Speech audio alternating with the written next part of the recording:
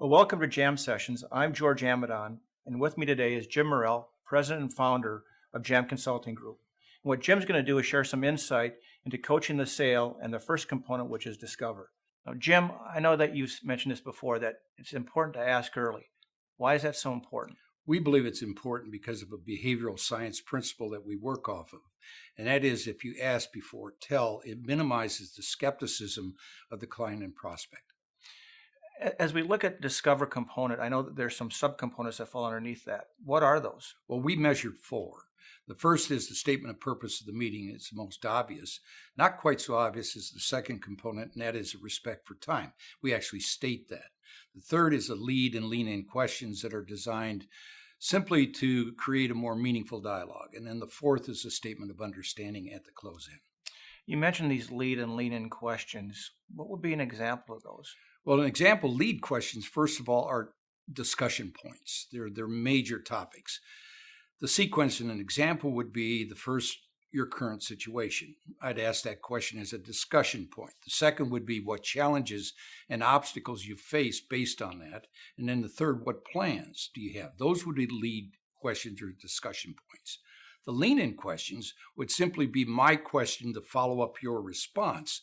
And I would lean in for more clarity, more specificity, whatever it might be, so that I fully understand what it is that you're saying. You mentioned the idea of the statement of understanding. Why is that so important? Well, it's important. Another behavioral science principle is at play here. And that is, if you're going to build a working alliance, the client needs to know that he or she has been heard or understood. It's a basic starting point. And why is it so important to be heard and understood? Well, a behavioral science principle again, and that is once the mind knows that it's been understood, heard and understood, then it's open to new ideas, suggestions, or recommendations, which obviously is to follow. So what would be an example of a statement of understanding?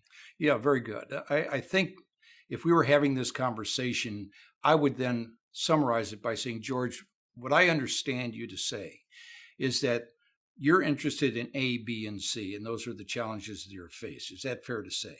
So now I would gain clarity and affirmation on that. And then I would go on to say, well, then I have an idea, because now your mind is open to a new idea. I have an idea that I think you're going to find helpful. Give me a minute to explain that. Then I'm curious as to what your thoughts or opinions are regarding it. Makes a lot of sense. Jim, I know that you're a big proponent on the idea of putting the close in the open.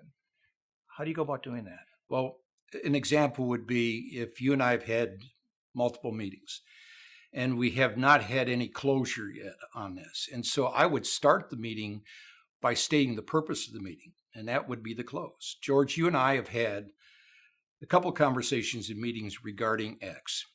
The purpose of today's meeting is to gain closure on that idea and move forward if it's appropriate. So what I've done here is I've set the expectations of the meeting for you. So the close is right at the front. And what it's done for me is I've shortened the sales cycle because of the clarity of what we're going to do next. Well, Jim, I really appreciate you taking the time today to share some insights on the idea of coaching the sale and that discover component. And for those of you that would like more information on this program or other programs that we've got available, please visit our website at jamconsultinggroup.com.